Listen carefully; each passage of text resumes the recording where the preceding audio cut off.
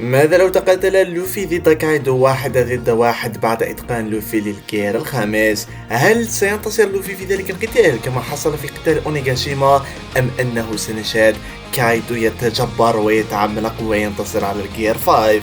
هل لوفي بتحوله جديد قد وصل إلى مستوى اليونكو ويمكن أن نناديه الآن يونكو للبحر أو إمبراطور البحار موغيوارا لوفي؟ هذا الشيء سنتعرف عليه في هذا المقطع. مقطع لا يوجد فيه تطبيل يا جماعة، خالي من التطبيل، الموضوعية هي كل شيء. إذا كنت تريد هكذا من الفيديوهات أخبرني بذلك في التعليقات، اشترك وضع لي لايك، فهناك الكثير من الفوائد إن اشتركت. يعني أنا أعمل فيديوهات للترفيه كما أنه أيضا محتوى جميل جدا. أنا أطبل نفسي حاليا يا جماعة، خلونا من التطبيل ولتس جو في هذا المقطع الأسطوري.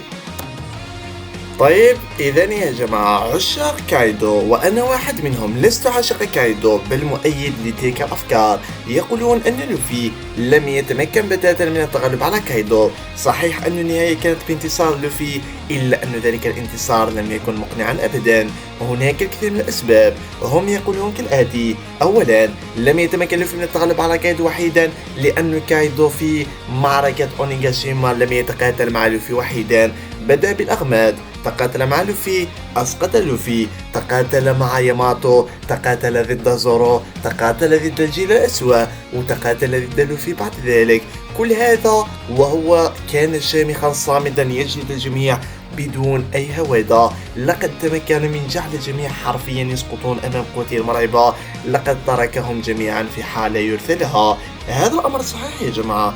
نظريا كايدو لم يتقاتل مع لوفي وحيدا، لقد حصل لوفي على الكثير من المساعدة. لو أن لوفي في ذلك المستوى في أونيغاشيما تقاتل واحد ضد واحد ولم يكن هناك أي أحد في الجوار، كنا سنشاهده يعني يتم تمزيقه عن طريق كايدو. وهنا نتكلم عن الجير الرابع.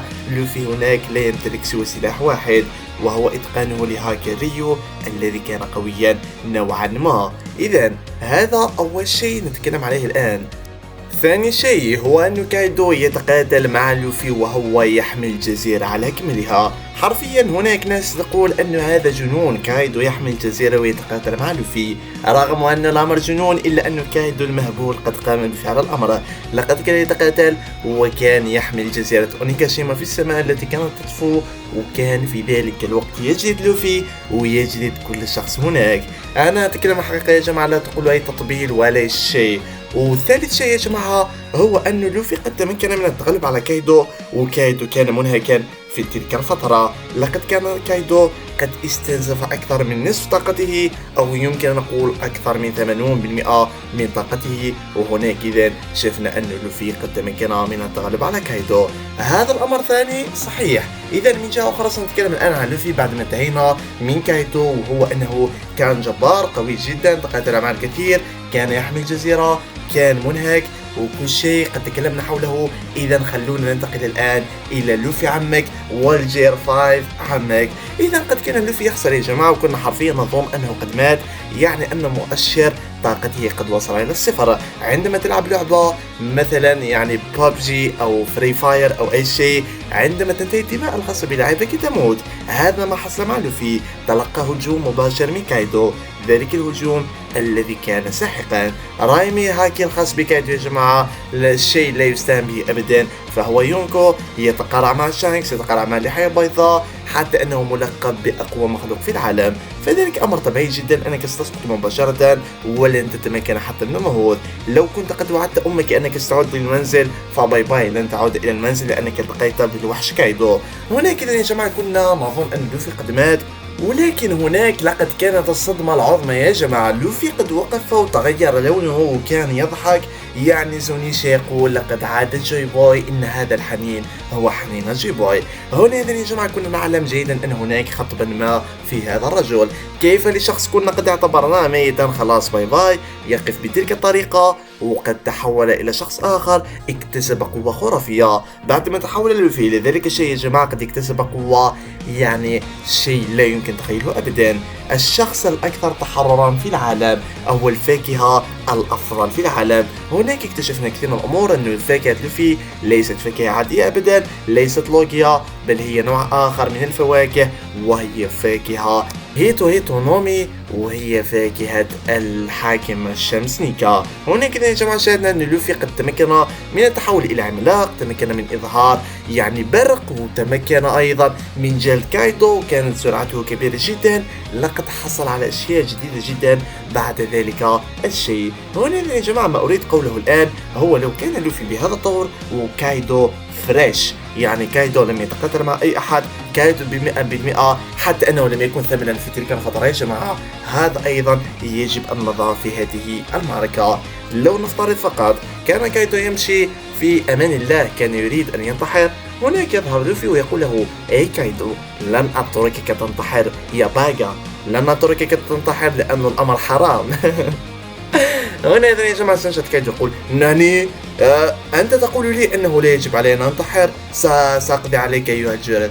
هنا إذا يا جماعة سنشد أن لوفي يقول: حاول ذلك إن استطعت. ونشهد هناك ظهور الجير 5، كايدو يتحول إلى شكله المونستر.